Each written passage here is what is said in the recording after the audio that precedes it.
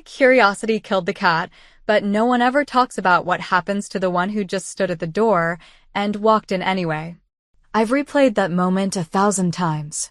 The knock, the smile, the casual invitation that didn't feel like anything at the time. Just a polite offer.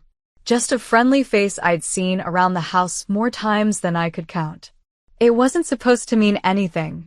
And yet, here I am, still haunted by what I saw, what I felt, and what I almost allowed myself to become. It started off as just another quiet afternoon. The kind where the house feels too big and too quiet. My husband was away, as usual, buried in meetings, phone calls, and whatever else men like him used to avoid being home. And Eli, my stepson, had gone out with friends for the weekend. The house was empty. Or maybe I was just starting to feel it more than usual. You know that kind of silence that doesn't just fill a room, it settles on your skin? It wraps around you like a second layer. Cold. Heavy. Invisible. That was my day. I was sipping lukewarm coffee, staring out the kitchen window, watching nothing in particular. Then, a message. Hey, are you home? Thought I'd drop something by. Jordan, my stepson's friend. Polite. Clean cut. The kind of young man mothers always say has been raised right. He had always been respectful, always said hello with a soft smile, always offered to help carry bags or wash up after dinner. You know, just nice. Easy to be around.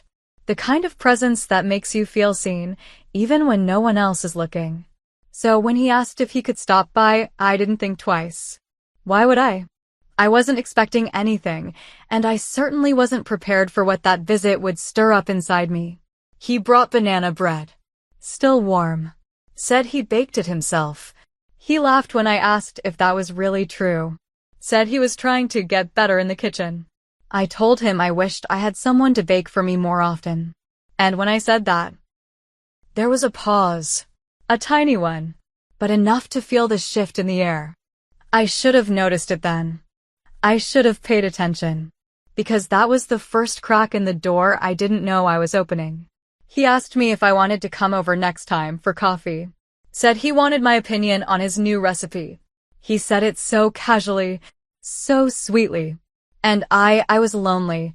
That's the part one can't escape, no matter how many ways I try to explain it. I wasn't looking for anything. I wasn't planning anything.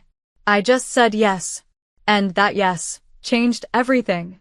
I didn't know it yet, but I'd already started walking into something I couldn't undo. Something I still think about when the house goes quiet again, and I find myself staring out that same kitchen window, coffee in hand, wondering who I was before that day, and who I became after it. So, if you're here to judge me, I understand. But if you've ever found yourself caught between silence and attention, between a cold bed and a warm smile, then maybe you'll understand me too. Because some stories don't begin with passion. They begin with neglect. And sometimes, the most dangerous feelings come wrapped in kindness. Subscribe to Heartfelt Tales Unfold, because the deepest stories often hide behind the simplest moments. I'm in my early 40s. I don't feel old, but I don't feel young anymore either. Somewhere in between. That quiet, blurry middle space where people stop asking how you are, because they assume they already know. I've been married for 8 years. My husband, Mark, is a good man. At least, that's what I used to tell myself. He works hard, provides, does everything a husband should do. But somewhere along the line, we stopped talking. Not the kind of silence that comes after a fight, but the kind that creeps in slowly, like fog rolling over a field. Quiet, thick, heavy. He started coming home later, taking more trips. Always tired. Always somewhere else, even when he was sitting right beside me. I stopped asking questions after a while. Stopped expecting anything. It was easier that way. Eli is his son from a previous marriage. 17 now. Still figuring out who he is. He's a good kid, smart, sarcastic, glued to his phone like most boys his age. We get along well enough. He doesn't talk much. But I see the way he watches his father disappear into the background, just like I do. We never say it out loud, but I think we both feel it. That ache when someone's there, but not really present. And then, there's Jordan. 19. Eli's best friend. He's been around the house for a couple years now, always polite, always respectful. There's something different about him, though. Something quiet. Watchful. Like he sees more than he lets on. He doesn't talk just to fill silence. He listens. At first, I thought it was just good manners. The way he greeted me. The way he offered to help clean up after dinner. The way he laughed softly at my jokes, even the ones that weren't funny. But then there were little things I started noticing. The way he'd linger after Eli went upstairs. The way his eyes didn't just look at me, they studied me. Not in a disrespectful way, no. In a way that felt intentional. One time, I was struggling with grocery bags, and he rushed over to help. His hand brushed mine when he took the bags. It was nothing. And yet, it wasn't. I remember how warm his touch felt, how close he stood, how he looked at me and said, "You shouldn't have to do this alone." I laughed it off, but the words stayed with me. They stayed with me when Mark canceled dinner again. They stayed with me when I sat alone at the table, staring at 2 empty chairs. They stayed with me in the quiet moments, the ones no one ever sees. The house felt colder lately, not from the weather, but from the silence that filled every hallway my husband used to laugh in. There were pictures on the wall of better times, but even they felt faded now. Like memories that belonged to someone else. I didn't know it then, but something was beginning to shift. Not in a loud, dramatic way, but slowly. Softly, the way a tide changes direction beneath your feet. And Jordan was at the center of it. Not because he did anything wrong. Not because I did. But because something inside me was already starting to unravel. And I was too tired, too lonely, to stop it. It was a Friday afternoon when Eli left for his school trip. He was excited, more than usual. Maybe because it meant freedom. Maybe because it meant getting away from this quiet house for a while. I smiled when he waved goodbye, but the moment the door closed, the silence came back. It wrapped itself around the living room, crept into the kitchen, and pressed against my chest like it always did. I tried to stay busy. I did the dishes, wiped down the counters even though they were already clean, rearranged a drawer that didn't need rearranging. But eventually, I just sat down. Coffee in hand, lukewarm again, watching the sunlight fade through the window. That's when my phone buzzed. "Hey, are you home?" It was Jordan. "I have something for Eli. Just dropping it off." I texted back, "Sure, swing by." It felt innocent. Normal. He'd been over 100 times before. I didn't think twice. When he showed up, he had a small paper bag in one hand and a warm smile on his face. He handed me the bag, said it was just some snacks Eli had left behind at his place. Then he paused, looked me in the eyes, and said, "I baked banana bread this morning. Tried a new recipe. Thought you might like it." I laughed. "You bake now?" He smiled. "Trying to. You should come by. Just for tea. No pressure. Just wanted to see what you thought. Just for tea. Just banana bread." Just a simple invitation from a boy I'd known for years. I opened my mouth to say no. I really did, but the words didn't come. Instead, I found myself saying, "Maybe." He nodded like he already knew I would. That night, I couldn't sleep. I kept hearing his voice in my head. "Just tea. Thought you might like it. It was harmless, right? Just tea. Just a friend of my stepson. Just someone being kind." But loneliness is strange. It distorts things. Softens the edges of decisions that should be sharp. Makes you feel grateful for attention that shouldn't mean so much. The next day, I found myself walking to his place. I didn't dress up. But I also didn't not try. I told myself it was nothing. Just banana bread. Just tea. Just a way to pass an hour in a weekend that was otherwise going to be so quiet.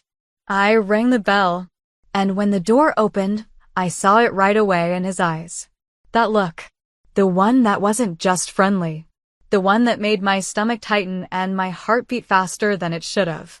He welcomed me in. The place smelled sweet, vanilla and cinnamon, and something warmer beneath it all. It felt cozy. Safe.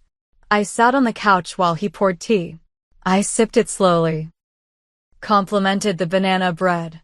He smiled, but what I didn't realize was he hadn't invited me over for banana bread. He'd invited me for something else. And I had walked straight into it, without a clue how far I was about to fall. I sat on his couch, legs crossed, hands wrapped around the warm mug he handed me. The lighting was soft, not too dim, not too bright. Just enough to make the room feel like a pocket of quiet in a world that never stops buzzing. There was music playing, low and calm. The kind that drifts into the background and melts into your thoughts without you noticing. The tea was my favorite blend. I hadn't told him that. He just remembered. That little detail hit harder than I expected. My own husband hadn't remembered how I took my tea in years. Not without asking first. Jordan sat across from me at first. Leaned forward a little. Elbows resting on his knees. He wasn't scrolling on his phone. He wasn't distracted. He was just there. Fully there. Watching me. Not in a hungry way. Not yet, but in that deep, undivided way. Like I mattered. Like I was interesting. Like he wanted to know what was going on behind my eyes. And I found myself talking. Not about anything important, but more than I'd spoken all week. About the weather. A book I was reading. A show I'd half-watched. He listened. Asked questions. Laughed at the right moments. Nodded when I needed silence. It felt easy. Too easy. And that's when my mind started to spiral. Why does this feel so easy? Why does it feel so good to be heard like this? Am I really this starved for attention? I told myself I wasn't doing anything wrong. We were just talking. Just two people sipping tea and eating banana bread on a quiet weekend afternoon. But deep down, something in me stirred. And I hated that it felt good. Because it wasn't about Jordan. Not entirely. It was about what I hadn't felt in so long. Seen. Wanted. Alive. I looked at him, and I didn't see a teenager or my stepson's friend. I saw someone who looked at me like I mattered. Like I still had something left inside me worth noticing. And then I felt the guilt creep in. Mark's face flashed in my mind. The last time we fought. His voice sharp and tired. You're always so damn sensitive lately. I'm trying to keep this house running and all you do is complain. And me, standing there, fists clenched, you're always away. And even when you're here, you're not. He didn't answer that. He just walked out. Like he always does. Like silence is easier than truth. And here I was now, sitting in someone else's home, sipping tea with a boy who listened better than the man who swore to love me. I told myself this was still okay. I'm not doing anything wrong, yet. But there was a heat under my skin I couldn't ignore.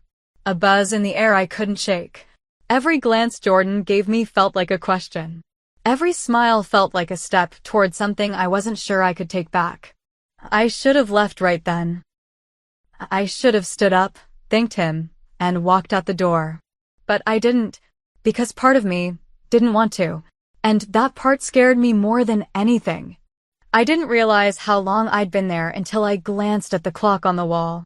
What was supposed to be a short visit, a polite tea and a slice of banana bread, had turned into hours. But I didn't want to leave. And I wasn't pretending anymore. Something about the way he looked at me, listened to me, spoke to me, it cracked something open inside. Something I'd been holding together for far too long. I laughed. Really laughed. The kind that rises up from your chest and escapes before you can catch it. It had been weeks since I laughed like that. Months, maybe. And when I looked at Jordan, he was already smiling. Not the kind of smile you throw out of politeness, but the kind that says, I'm glad you're still capable of joy. He got up to refill the tea. This time, he sat beside me when he came back. Closer. Too close. Our knees brushed. He didn't move. And neither did I. I felt my breath catch, just a little. Not from fear. From awareness. From the sudden realization that we weren't pretending anymore either. I kept telling myself it was nothing. A touch. A glance. A silence. But in that moment, it felt louder than anything I'd ever heard. There was no music playing anymore. Just the sound of our breathing. My mug was still warm in my hand, but I barely noticed it, because all I could feel was the heat of his leg next to mine. The tension between us, thick enough to cut with a knife. He looked at me. I looked back. And we didn't look away. He whispered, almost like he was afraid to say it too loud, "You deserve more than just being a ghost in your own home." My throat tightened, because that's exactly what I had become. Not a wife. Not a woman. Not even a person, some days. Just someone who folded clothes, made dinner, stared at empty chairs, and watched silence fill the rooms where love used to live. And now, here was this boy, this young man, seeing me in a way I hadn't been seen in years. Not for what I did, but for who I was. And then, he asked me something I never expected. Something that made the room spin a little. Something that made my stomach flip and my hands tremble, just slightly. He leaned in, voice low, eyes searching mine. And he said, "Have you ever wondered what it would feel like to be wanted again?" I didn't answer. I couldn't. Because the truth was, I had, more than I ever wanted to admit. And now that question was out in the open, hanging heavy between us, and there was no way to put it back. He leaned in closer, voice barely more than a whisper, soft, careful, like he was touching the edge of something sacred. "You don't have to go back yet." His hand found mine. Not quickly, not forcefully, just gently. The way someone reaches for something they're afraid might break if they hold it too tight. His fingers rested over mine, and I felt it instantly. This quiet kind of warmth that spread through me like a secret I wasn't supposed to be keeping. I didn't pull away. I should have. I didn't. For a moment, time blurred. The room seemed smaller, closer. I could hear my own heartbeat. His breath. The hush of something unsaid rising between us. Our faces were so close. And I swear, if I had moved even slightly, even a fraction of an inch, our lips would have touched. But he didn't kiss me. Not then. Instead, he spoke. "I've felt this way for a long time," he said. His eyes were searching mine, not for permission, but for truth. "Ever since I first saw how empty your eyes looked, when Mark walked into the room and didn't even notice you." I didn't say anything. I couldn't. My throat was tight. My chest, aching. He kept going. "I know I'm not supposed to say this," he whispered, "but Eli doesn't treat you like he should either. Like you matter. Like you're more than just someone who makes dinner and disappears." And then he said it. "You deserve to be worshipped." That word. It didn't feel dirty. It felt dangerous. Like it had slipped through some locked door I'd been guarding for years. And that was when I stood up too fast. The mug in my hand nearly spilled. I couldn't breathe. My skin burned, not from shame, but from recognition. From knowing, deep down, that some part of me had been waiting to hear those words, and now that I had, I couldn't unhear them. Guilt hit me like a crashing wave. It filled every part of me, rushed up my spine, squeezed my chest, made my legs feel like they were made of glass. I backed away from him, lips parted, eyes wide. I should go," I said, barely able to get the words out. And I meant it. I needed to leave. To get out before I did something I couldn't undo. But before I could take another step, he said one more thing. One more sentence that shook me to my core.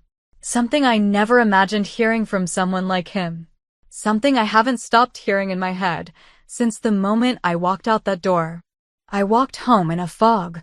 The air felt thick, like it was pressing down on my shoulders. My fingers were trembling, even though I wasn't cold. My skin burned from where his hand had touched mine. I didn't cry. I didn't scream. I didn't feel anything, not in the way I thought I would. Just numb. The world moved around me, cars passing, Neighbors walking their dogs, someone mowing a lawn in the distance, but none of it touched me. I was somewhere else entirely. Still sitting on that couch. Still hearing his voice in my ear. You deserve to be worshipped. That night, I couldn't sleep. I tossed and turned, sheets twisted around my legs, sweat clinging to my back even though the room was cool. Every time I closed my eyes, I saw him. The way he looked at me. The way he said my name. The way he paused, like he was afraid of hurting me, but more afraid of never trying. And somewhere in the middle of that sleepless haze, I dreamed. Not a wild, shameful dream. Just him, sitting across from me, laughing, reaching for my hand again, whispering words I hadn't heard from anyone in years. You deserve more. When I woke up, the sunlight felt cruel. The silence of the house even worse. I tried to pretend nothing had happened. I cleaned. I overcooked breakfast. I scrolled mindlessly through my phone. I avoided mirrors. And then Eli came home. He didn't say much. Just dropped his bag by the door, mumbled a tired hello, and went straight to his room. But something in the way he looked at me quickly, then away, made my stomach drop. Did he know? Did I look different? Did guilt have a face, and was I wearing it? I told myself I was imagining it. But he kept his distance for days after. Fewer words. Fewer glances. A strange tension in the air, thin and sharp like glass underfoot. And Jordan, he didn't come around. Not that week. Not the one after. His silence was louder than anything. I kept waiting for the doorbell to ring. For a knock. For something. Anything. But it didn't come. Not until the third week. I was folding laundry in the living room, trying to feel normal again, when my phone buzzed. One new message. I meant every word. And I'd wait. If you ever changed your mind. That was it. No pressure. No guilt. Just a line in the sand. And suddenly, everything I had been pushing down came rushing back. The warmth. The ache. The longing I didn't want to admit still lived inside me. I stared at the message for a long time. Longer than I should have. I didn't reply. But I didn't delete it either. It's still there, tucked quietly in my inbox like a secret only I know how to read. Sometimes, when the house is quiet again and my husband's voice is just a memory of an echo, I read it. Just once. And I ask myself the question I still don't know how to answer. Was I a monster, or just human? I replay that moment more than I care to admit. Not the entire afternoon. Just the part where our hands touched. Where our knees brushed. Where his eyes met mine and everything inside me paused, and then started racing. It plays like a loop some nights. A slow, haunting reel of something that almost was. I didn't cross the line. Not physically. But sometimes, I wonder if that even matters. Because if you're holding someone else in your thoughts, if your body's at the dinner table but your heart is sitting on someone else's couch, sipping tea and feeling seen, isn't that a kind of betrayal, too? I never told Mark. I never said a word. There wasn't a moment that felt right. And deep down, I think I knew there would never be one. Because how do you confess something you can't fully name? How do you explain wanting something that didn't even happen, but still feels like it did? The loneliness never left. I wish I could say it did. That I found some clarity, or closure, or peace. But the truth is, that ache still lingers. Like background noise. Always there. Always humming beneath the surface. And the guilt, it has a weight to it. Heavy and invisible. Like I'm carrying a bag no one else can see. Smiling through it. Folding laundry through it. Kissing my husband goodnight through it. Pretending. Pretending I'm whole. Last week, I saw Jordan on the street. I was walking back from the grocery store. My hair was messy. I hadn't planned to see anyone. But there he was across the road, hands in his pockets, head tilted slightly like he'd just been waiting for me to look up. And when I did, he smiled. Not a big, showy grin. Just a small, knowing smile. Soft and warm and familiar. My heart fluttered. Not wildly. Not recklessly. Just enough to remind me it was still there. Still alive. Still capable of feeling something it wasn't supposed to. I didn't wave. I didn't cross the street. But I did keep walking with his smile folded neatly into my chest like a note I couldn't throw away. I haven't seen him since. And maybe that's for the best. But some nights, when the house is still and the silence feels like it's pressing against the windows, I wonder. I didn't go back. But sometimes, I still wonder what would have happened if I had. Have you ever been so lonely that a stranger's attention felt like salvation? Not love. Not lust. Just someone seeing you. Hearing you. Sitting in the quiet with you and making you feel like you mattered again. That's what it was. It wasn't about crossing a line, it was about being pulled toward a warmth I hadn't felt in years. And the truth is, I didn't fight it as hard as I should have. So I keep asking myself, was I wrong for letting him in that day? Was I wrong for staying a little too long, laughing a little too freely, feeling a little too much? Or was I just a forgotten woman, looking for warmth in a place I never should have found it? I know what some people will say. I know how it looks. But you, watching this, you've felt it too, haven't you? That hollow ache. That quiet kind of hunger that doesn't scream, but gnaws at the edges of who you used to be. So tell me, was this betrayal? Or was it just two broken people, reaching for something neither had? Two people, trying to feel whole again. Tell me in the comments. Please. I want to know what you think. And if these stories stir something in your soul, if they make you pause, reflect, maybe even heal, then like this video and subscribe to Heartfelt Tales Unfold. Because here, we don't just tell stories. We unravel the human heart. Sometimes, the deepest betrayals don't happen between sheets. They happen in glances held a second too long, in silences that say everything, in words that make you feel alive when you were supposed to be numb.